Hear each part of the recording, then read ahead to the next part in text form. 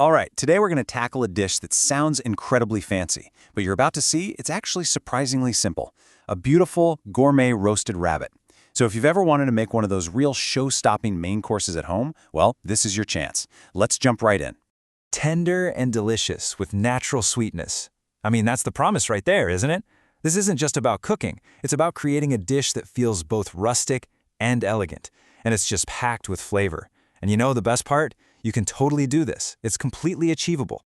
Now get ready for this, because this might just be the most surprising part of this whole gourmet meal. That entire, beautiful main course, it comes in at just 350 calories. It's proof that you absolutely do not have to choose between a satisfying, impressive meal and something that's wonderfully light. Okay, Section 1, the palate. You know, every masterpiece starts with the right materials. And for us cooks, that means our ingredients. So let's take a look at what we'll be working with. So, look at this list. It's beautifully simple and really focused, right? The star of the show, of course, is that bone-in rabbit leg. That's where we get maximum flavor. Then for our aromatics, we've got minced garlic and fresh thyme, which are going to build that fragrant base.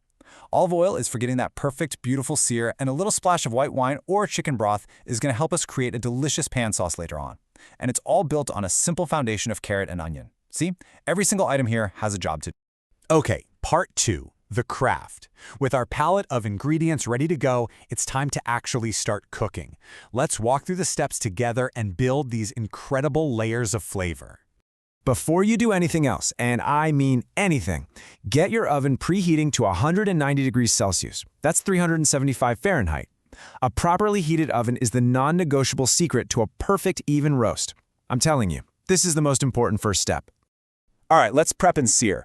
First, pat the rabbit completely dry. This is so crucial. Why? Because moisture creates steam, and steam is the enemy of browning. We want to sear, not steam. Dry meat equals a better crust. Once it's dry, season it generously with salt, pepper, garlic, and thyme. Now get an oven-safe skillet hot with olive oil and sear that rabbit for about 3 to 4 minutes per side until it's a deep, beautiful golden brown. Once you've got that color, just tuck the carrots and onions right into the pan around it. Now for the magic trick. It's called deglazing.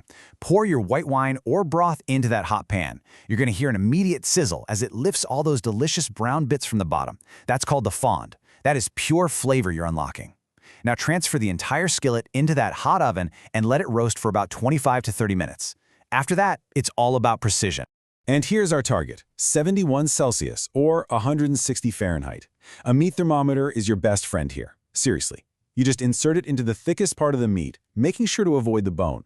Hitting this exact temperature is the only way to guarantee your rabbit is perfectly cooked, tender, juicy, and of course safe. It completely takes all the guesswork out of roast. All right, we've made it to Section 3, the presentation. The rabbit is cooked perfectly. Now it's time for the final touch that takes this dish from just delicious to truly unforgettable. Okay, this might be the single most overlooked step in all of cooking. Let it rest. Just give it 5 minutes after it comes out of the oven. This little pause allows the juices, which have all moved to the center during cooking, to settle back into the meat. It's the one thing that guarantees every single bite will be succulent. Then, all you do is serve it up with those tender roasted vegetables and spoon that incredible pan sauce right over the top. So there you have it. We've just walked through a fantastic, foundational recipe.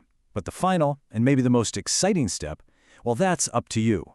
Are you going to add a sprig of rosemary? Maybe serve it with a side of creamy polenta? This recipe is a perfect canvas. So the real question is, what special touch will you add to make it your own?